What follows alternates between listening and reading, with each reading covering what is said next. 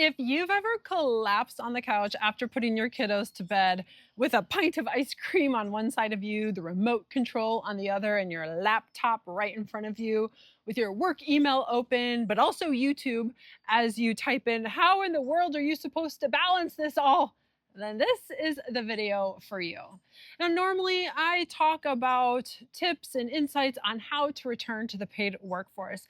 But in this video, I want to share my personal experience with what it's like when you do finally return to the paid workforce, but realize you still have to balance motherhood. It is going to be candid and raw, and I'm going to get a bit vulnerable, which is outside of my comfort zone because I always like to show this very polished version of myself. But I know that that is not reality. It's not my reality, and I know it's not your reality. So let's just talk about it. And as you know, I am a big proponent of normalizing career breaks, but I'm also a big proponent of normalizing the struggles that we have as working moms.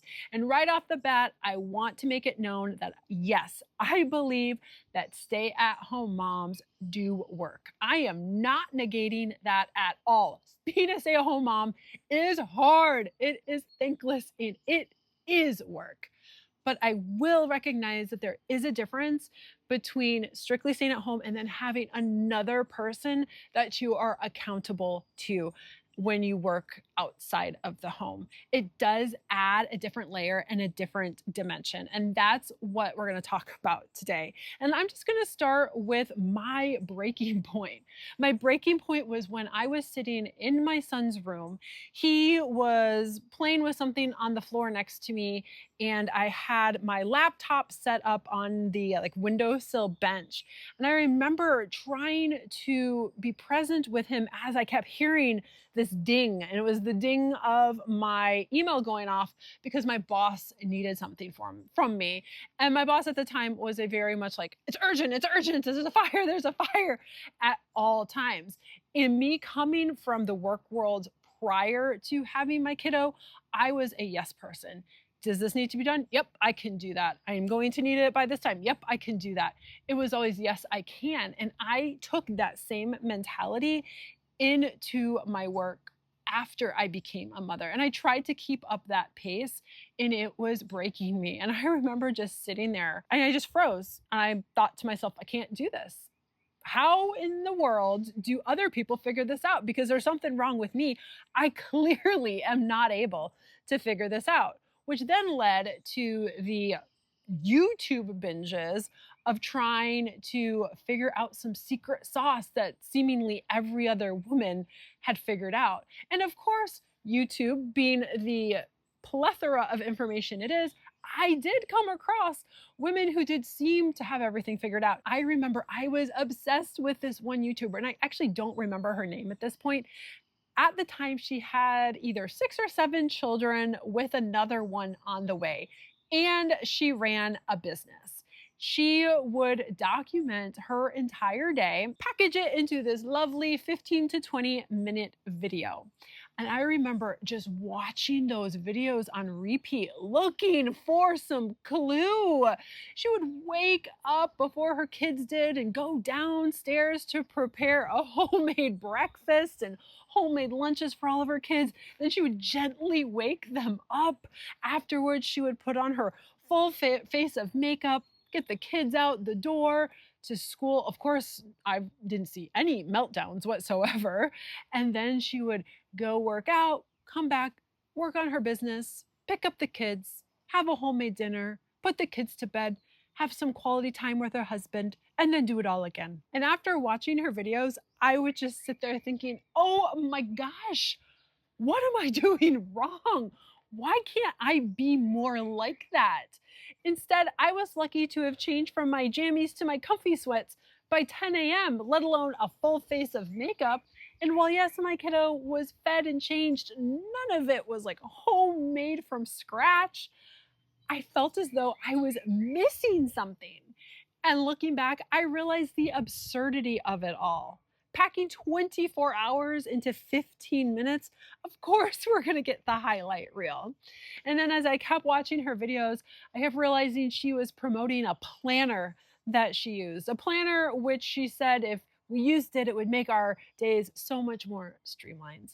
And in reality, that's just not true. And it wasn't until I realized these four fundamental truths that I finally felt as though I had some balance between parenthood and working. And the first one is that nobody has it all figured out. I don't care what they say, I don't care how shiny their life looks. We are all just doing the best that we can, and nobody has every single thing figured out. And the sooner that you realize that, because it took me way too long, the more you can let go. You can just let go of this pressure that society puts on us and that we put upon ourselves. Nobody is perfect. Nobody has a flawless life. Your life is perfectly imperfect. And number two is that your relationship with work most likely is gonna have to change. I know mine did. Coming from being that yes person all the time, yes, I can take on that project. Yes, I can work more hours. I had to start setting up some boundaries to say no. No, I can't do that. No, after this time, I'm not available. No, I can't take on that extra project. Because if I said yes to that, I was having to say no more often to my kiddo, and that was not an option for me. And then I actually had to be comfortable with that. And it was hard the first few times because it wasn't natural for me to say that. But the more I did it, the more I felt like, yeah, okay, I set this boundary and it's being respected and I'm seeing this shift in my life. And the third thing is that it is okay to just have those moments of meltdowns. Those are almost like this purge session for me. And I almost felt I had to build them in a way. It was saying at this point, I need to step away from everything, have a moment, whether that's me just watching a movie and clearing my mind, but having almost like this internal reset button of just, okay, it's begin to get to be too much, I'm going to hit reset. And that's the whole paradox with being a mom. We don't have the time to do that, which means sometimes, unfortunately, staying up way too late to watch a ridiculous movie, but after that, just feeling just a little bit better to be able to go ahead and conquer the next day and the next day and the next day after that. And finally, is realizing that you're not alone in this, in seeking out that support. And I'm not saying it has to be a counselor or a therapist, and it definitely can be, but simply having a vent session with a friend or, somebody you're in a mom's group, just realizing that these absurdities of life that we are thrown, these challenges, these obstacles, that other people are facing them too.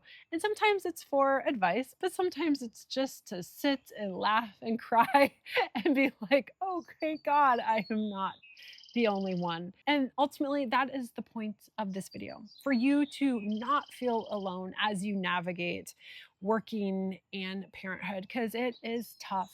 We are not set up for success in our current system, and we are banging our heads trying to create the best life for our kids, but also lead a fulfilling life for ourselves. I truly want you to go after your dreams while being an awesome mother, and it is possible. Is it going to be challenging? Yes. Is it going to be worth it? Yes. I want you to both go after your career aspirations and realize that your kiddo is blessed to have you specifically as their mom. And you are doing an amazing job. And I know that you've got this.